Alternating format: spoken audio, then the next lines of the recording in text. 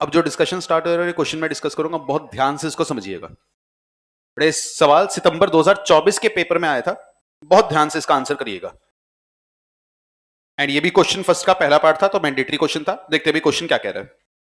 Question कह रहे जी, एसएबी हेल्थ प्रोडक्ट्स लिमिटेड ने इक्विटी शेयर इशू किए हैं 5 करोड़ रुपए के, total 5 lakh equity share of ₹100 each, and it was fully subscribed and partly paid at ₹50 each, और अभी तक 50 रुपए की कॉल इन शेयर्स पर मंगवाई गई।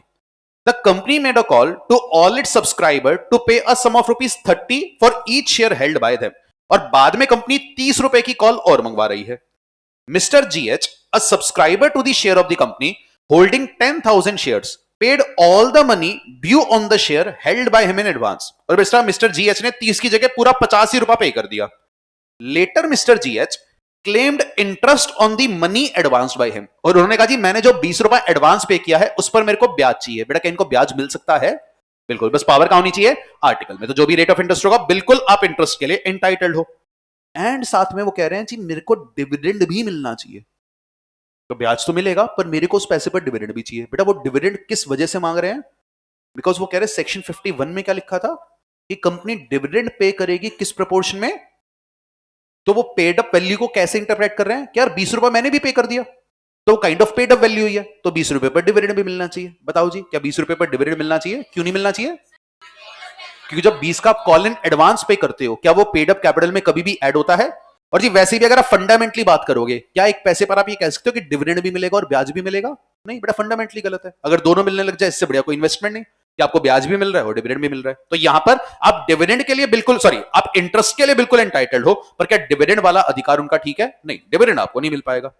आगे कह रहा है another share holder mister LK holding 15,000 share did not pay the first call. तो एक शेयर होल्डर है मिस्टर LK, उन्होंने फर्स्ट कॉल पे नहीं करी थी, so the directors called upon him to pay the entire amount due by him in respect of the shares held by him. तो directors ने कहा वैसे हम 30 रुपए की कॉल मंगवा रहे हैं, पर LK आप एक काम करो, आप पूरे का पूरा 50 रुपया आज ही पे करो। बताओ जी क्या ये बात ठीक है? क्यों ठीक नहीं है? यूनिफॉर्मली। तो बड़ा जब इसका आंसर लिखोगे इस सेक्शन या इस क्वेश्चन के आंसर में कौन कौन से सेक्शन का रेफरेंस देना पड़ेगा? क्या 49 का रेफरेंस आएगा? क्या 50 का भी रेफरेंस आना चाहिए? और क्या 51 का भी रेफरेंस दे देना चाहिए? बड़ा तीनों का रेफरेंस देंगे। प्लीज इसका आंसर एक बार रीड करिए बच्चों। जब ICAI ने आंसर किया, आंसर का स्टार्ट बहुत बढ़िया था कि भाई सेक्शन 50 का रेफरेंस दिया, 51 का रेफरेंस दिया, 49 का रेफरेंस दिया, तो तीनों सेक्शन समझाए गए, बढ़िया था। जो LK वाले बात को जस्टिफाई किया वो भी ठीक था कि जी LK से आपको यूनिफॉर्मली ही कॉल मनी मंगवानी है, अलग अलग कॉल मनी आप नहीं मंगवा सकते, डिस्क्रिमिनेट नहीं करोगे, ये भी ठीक था। पर जब मिस्टर GH के क्लेम की बात आई, उन्होंने ये कहा कि वो इंटरेस्ट के लिए तो एंटाइटल्ड है, ठीक है, पर साथ में क्या कह दिया? साथ में उनको डिविडेंड भी मिलेगा, क्योंकि डिविडेंड मिलने का रीजन ICAI क्या दे रहा है? क्योंकि सेक्शन 51 क्या कहता है कि आप अगर चाहो तो डिविडेंड किस प्रोपोर्शन में पे कर सकते हो? Paid up value. पर क्या ये बात बिल्कुल भी ठीक है? नहीं, क्योंकि कॉल इन एडवांस का पैसा कभी भी पेड अप वैल्यू में आता नहीं। तो यहां एरो लगाकर छोटी सी बात लिखना, but as per author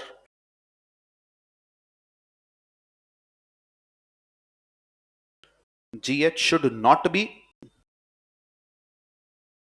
entitled for dividend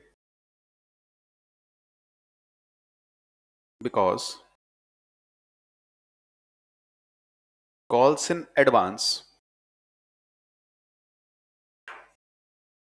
is not credited to paid up value। तो बड़ा आंसर फंडामेंटली ही गलत है, क्योंकि ऐसे कह रहे जी ब्याज भी दे दो डिविडेंड भी दे दो। ये क्या मजाक हुआ?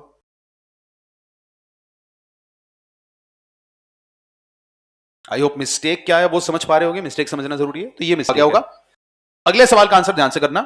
Naresh, one of the share holder, deposit in advance the remaining amount due on his share without any calls made by the company. तो इन्होंने कॉल इन एडवांस पे कर दिया और आज कंपनी ने डिविडेंड डिक्लेयर किया है, तो जिसका राइट आंसर क्या होगा? That Naresh is not entitled to any dividend in respect of call in advance. Naresh is entitled to dividend in respect of call in advance अगर बोर्ड रेजोल्यूशन से पावर मिल जाए, या OR से पावर मिल जाए, या आर्टिकल से पावर मिल जाए। बेटा आइडियली इसका राइट आंसर कौन सा है? बेटा राइट आंसर तो इसका A, क्योंकि क्या कॉल इन एडवांस पर कभी भी आपको डिविडेंड मिलता है। पर ICAI ने इसका आंसर कौन सा दे रखा है? Option number D। तो वंस अगेन ये क्वेश्चन भी ICAI के उस स्टैंड को प्रूव कर रहा है कि अगर आर्टिकल्स परमिट कर रहे हैं तो ICAI का मानकर चल रहा है कि कॉल इन एडवांस पर भी आपको डिविडेंड मिल जाएगा। मैंने नीचे लिखा है कि बेटा एज पर ऑथर ये आंसर ठीक नहीं है। मेरे हिसाब से इसका आंसर क्या होना चाहिए? ऑप्शन नंबर ए, पर आईसीए ने इसका आंसर ऑप्शन नंबर डी किया है। तो फिर से वही सवाल, अब अगर पेपर में आ जाए तो अपने को क्या करना चाहिए, क्योंकि सब्जेक्टिव क्वेश्चन में भी आईसीए ने ये आंसर दिया और एमसीक्यू में भी, बताओ क्या करें। तो आईसीए वाला ये आंसर फॉलो कर लेना चाहिए, कर तो लेना चाहिए, अब गलत तो है पर पेपर के लिए यही करेंगे। आते हैं, ये बेटा जो केस स्टडी हमने सॉल्व किया ये मेरी किताब में लगभग 4-5 साल से है। एक बार ये जनवरी 25 का पूरा सवाल पढ़कर खुद से सॉल्व करना, शायद थोड़ा पढ़ा पढ़ा सा लगे। ये 6 नंबर का सवाल है जो आपके पेपर में जनवरी 25 में आया था। एंड क्वेश्चन नंबर सेकंड यहां पर कौन सा आया कि एक शेयर होल्डर ने एडवांस में पैसा जमा करा दिया और कंपनी ने डिविडेंड डिक्लेयर किया है। बताइए जी, Yogesh is not entitled to any dividend, या डिविडेंड पे हो सकता है अगर बोर्ड रेजोल्यूशन में पावर हो, या अगर ओआर में पावर हो, या एओए में पावर हो। बेटा राइट आंसर कौन सा है, ऑप्शन है। पर पेपर के लिए क्या मार्क करना चाहिए बेटा, जनवरी 25 का जब ये पेपर आया मैंने इसका सजेस्टेड डिस्कस किया और मैंने आंसर देते वक्त यही कहा कि वैसे राइट आंसर इसका ए है पर हमें डी मार्क करना चाहिए। पर फाइनली फिर इंस्टीट्यूट ने जनवरी 25 का सजेस्टेड आंसर रिलीज किया।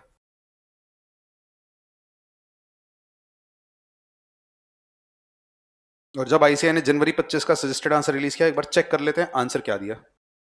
जनवरी 25 का पेपर आ रहा है, उसमें ये केस स्टडी नंबर 3 आई थी, तो एक केस सिनेरियो नंबर 3 था जो जस्ट भी आपने सॉल्व किया। सेम क्वेश्चन आ रहे हैं, question 8th, 9th and 10th। तो 8th और 10th का आंसर तो ठीक है, हम ये 9th वाले क्वेश्चन का आंसर डिस्कस कर रहे हैं। यहां पर देखते हैं आईसीआई ने आंसर क्या दिया है क्वेश्चन 9th का, पार्ट नंबर।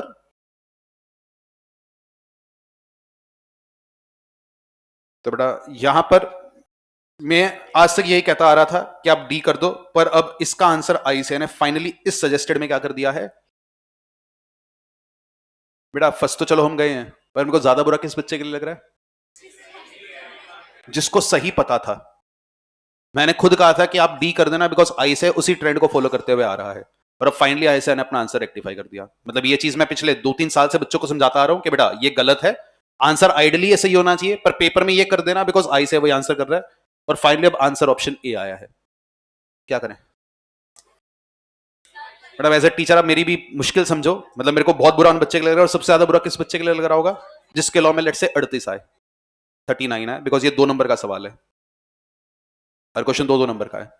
और सीए जैसे पेपर में 2-2 नंबर भी बहुत मायने रख जाते हैं। किसी बच्चे के बाकी सारे सब्जेक्ट फेल थे, लॉ में 59 थे, वो भी रो रहा होगा। तो यहां पर करें क्या, समझ से बाहर है, बिकॉज सितंबर 24 के पेपर में सब्जेक्टिव क्वेश्चन आया था, वहां आईसीआई का डिविडेंड मिलेगा, एमसी बुकलेट के अंदर आईसीआई का डिविडेंड मिल जाएगा। यहां पर भी मैंने यही कहा था कि बेटा यही लिख देना कि डिविडेंड मिल जाएगा अगर आर्टिकल में पावर है। पर फाइनली यहां पर आईसीआई का आंसर अब क्या आता है, ऑप्शन नंबर ए। तो अपनी एमसी बुकलेट में एक तो सेकंड का आंसर यहां से कट करके लिखना चाहो तो लिख लो ऑप्शन ए, एंड बाजू में लिख लेना now ICI has changed the answer from D to A। मैंने आपको पूरा बैकग्राउंड देने की कोशिश करी है कि पूरा बैकग्राउंड पूरी डिस्कशन का क्या था। फाइनली अब जाकर ये आंसर यहां पर चेंज हुआ है, चेंज होके सही तो हो गया है, पर अभी भी दिक्कत क्या है, क्या आईसीआई इसी स्टैंड को आगे कंटिन्यू रखेगा या नहीं।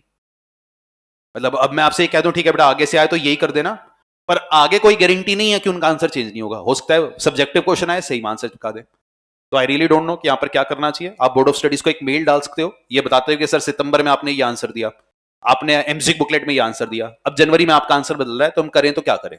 तो बोर्ड ऑफ स्टडीज मेरे को तो रिप्लाई करने के लिए बाउंड नहीं है, पर एज अ स्टूडेंट अगर आप मेल करोगे आपको रिप्लाई पक्का आएगा। तो यहां पर आप प्लीज मेल कर सकते हो, जो भी आपको रिवर्ट आए मेरे को बता देना।